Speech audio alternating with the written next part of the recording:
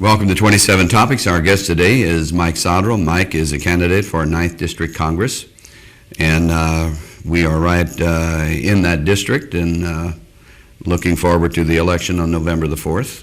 It won't be long now, Paul. Yeah, it's very close, and just have a couple of questions we want to ask you, and might as well get started with energy. That's a big issue. Gas prices are coming down, but I think, that's a temporary fix. Yeah, I think it is. It's, I think, more a result of the economy coming down than anything else. Yes. As you require less energy, the demand goes down, then the price goes down with it. But we need an all-of-the-above energy plan. We can't, we certainly don't want the economy to stay down this far, and we want to be prepared when the economy starts to recover. Some people have said that we can't drill our way out of this problem, and I believe that. But we can't get out of this problem without drilling either. It has to be part of the solution. I visited Anwar back in the middle of July, the Arctic National Wildlife Refuge in Alaska. Been a lot of discussion there whether we should drill there or not drill there. There is a minimum 16 billion barrels of crude and trillions of cubic feet of natural gas in the coastal plains there at Anwar. The local people, the Eskimos, the Inupiats, believe that we can drill there, do it in an environmentally sound fashion. We visited the borough government in Point Barrow, which is just by the way, is the farthest point north in the United States of America. It's about 250 miles above the Arctic Circle. And the borough people want to drill, and last stop was at Anchorage. I met Governor Sarah Palin, who didn't have a clue was going to wind up being the right? Vice presidential nominee at the time. And she believes that we can do that in an environmentally sound fashion as well. We really need an all-the-above energy policy. I mean, we need to pursue wind, solar, water. I've never been a big fan of nuclear, but we have learned how to reprocess the fuel rods so you don't keep stacking up nuclear waste, and I think there are places where that's going to be appropriate. You can generate electricity without emitting any carbon at all. But I just on the Ohio River, I happened to notice that there were transmission wires coming out of the dam area at Markland, and they're at McAlpin in the Louisville area. So we called the Corps of Engineers and asked how many dams there was between Pittsburgh and Cairo. Where the Ohio is formed at Pittsburgh with the Monongahela and the Allegheny. Yes. And then it empties into the Mississippi at Cairo, Illinois. And there's 21 dams from Pittsburgh to Cairo, and only 4 of them generate electricity. So it seems to me that we're, as they say in the country, we're going to have to use everything but squeal.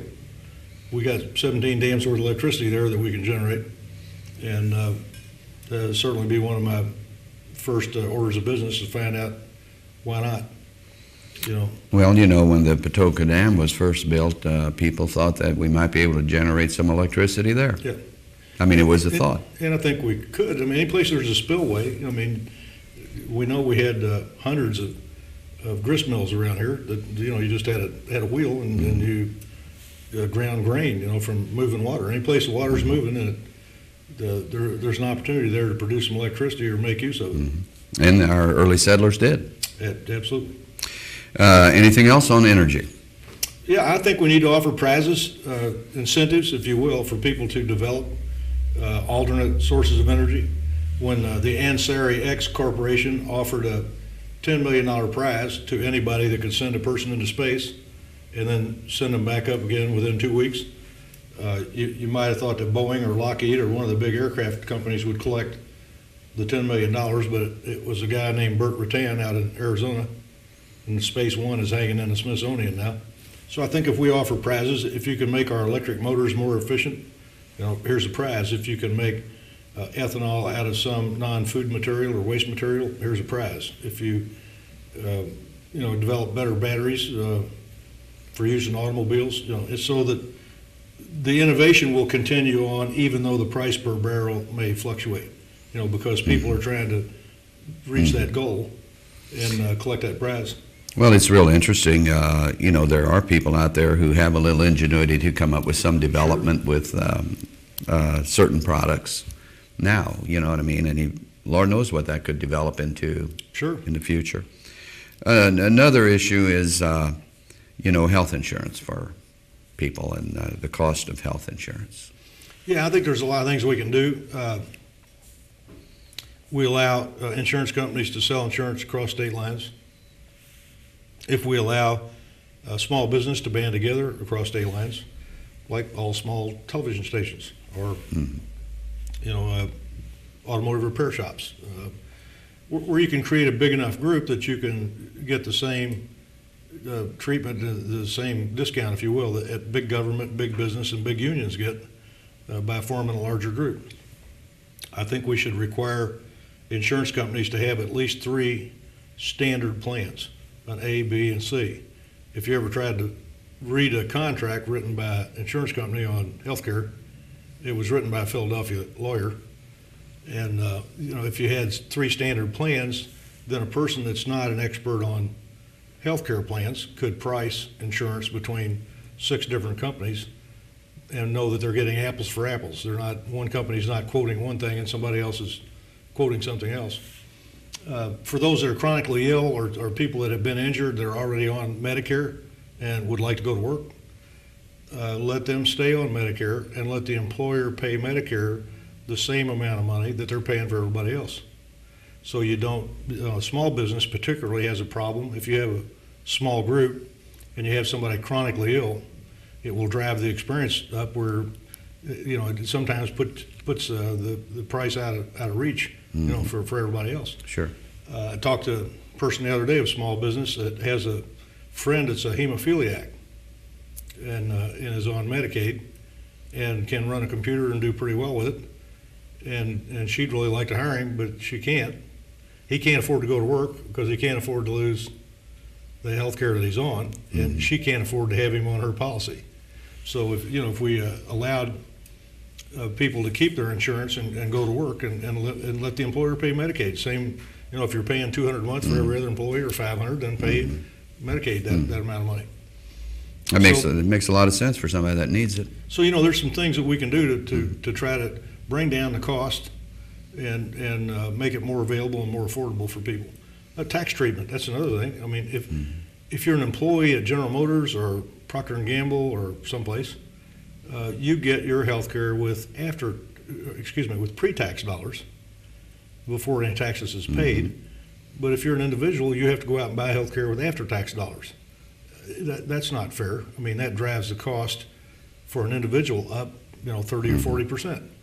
So, we need to level the playing field up on taxes as well. So there's several things we can do here short of turning the whole health system over to the government. Yes.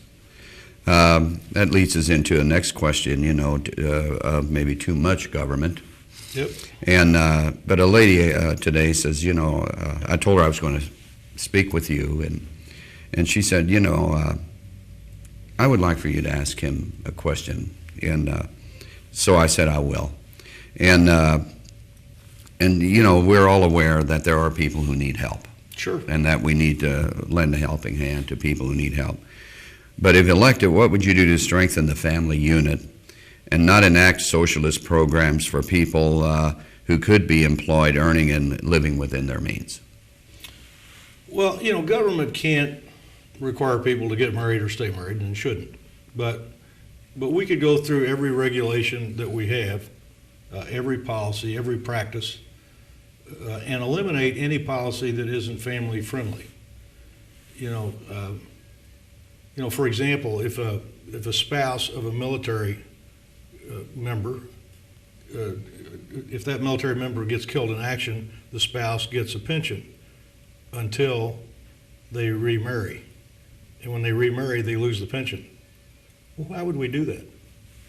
I mean, that discourages somebody from getting married. Why do we want to discourage marriage? And some of the programs that we currently have, some of the social programs, if you're on welfare and you're on food stamps and all these benefits, a single mother, head of household, got 2 kids, you get married, you lose everything tomorrow morning.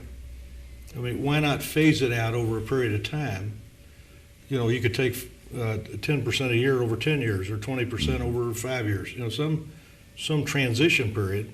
So you give people hand up, not a hand out. I mean, you don't, but by cutting everything off immediately, when they either get a job, get married, or it discourages marriage. So I mean, any policy, some healthcare. I mean, there are places where it's to somebody's advantage to get a divorce.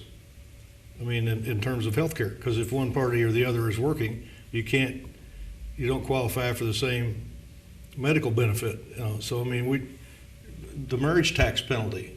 That's the taxes, the regulation and taxes that basically says if you're married, you're going to pay a higher tax rate than if you just live together and both pay individual rate. Because when you get married, it puts you in a higher tax bracket and you wind up paying more in taxes. So let's go through every rule, every regulation, every practice of the federal government, and anything we have that discourages people from getting married or encourages them to get a divorce, let's eliminate it. I mean, that's the one thing government can do is not discourage marriage and certainly encourage it every chance we get it. Mm-hmm. Then, unemployment seems to be rising in this economy we have now. What are our plans for creating jobs? Well, there are people that believe that government creates jobs and government doesn't create any jobs. I spent my life creating jobs for the most part, and government can pass laws that encourage job creation, or they can pass laws and regulations that discourage job creation. But jobs are created by hundreds of thousands and millions of small business people out here. Over 50% of the people in the United States work for small business. 2 out of 3 new jobs is created by small business.